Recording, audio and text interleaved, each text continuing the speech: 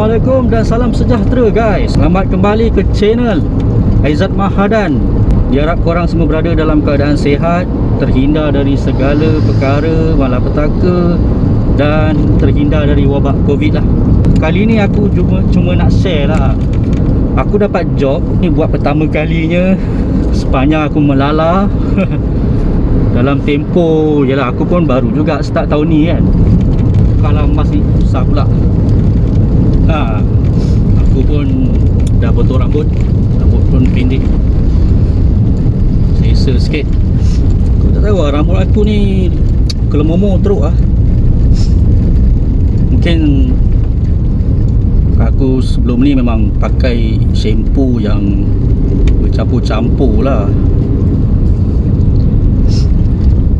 Ok, so cerita dia, aku dapat job RM68 buat pertama kalinya sepanjang aku melala.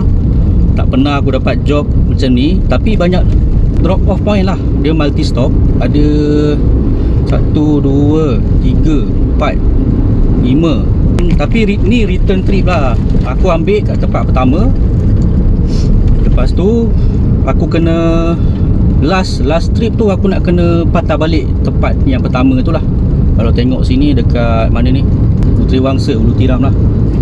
So sekarang aku dalam perjalanan untuk hantar ke drop off point yang pertama lah. Aku pun tadi sebenarnya dah macam dah nak balik lah kan. Lepas tu aku berubah fikiran, aku tunggu dulu lah. Lagipun sekali 6 berapa tadi? 6.30 kan? 6.30 tadi. Alhamdulillah lah masuk kan.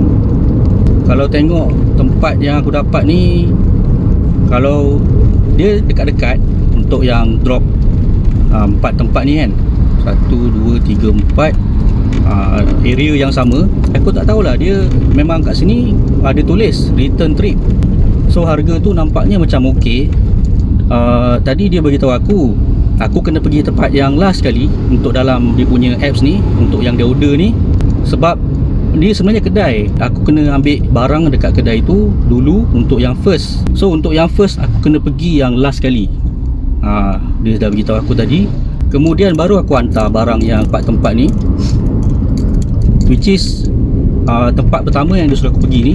Barang yang aku ambil tu nanti aku kena hantar pula dekat tempat yang aku pick up yang dia suruh hantar ni.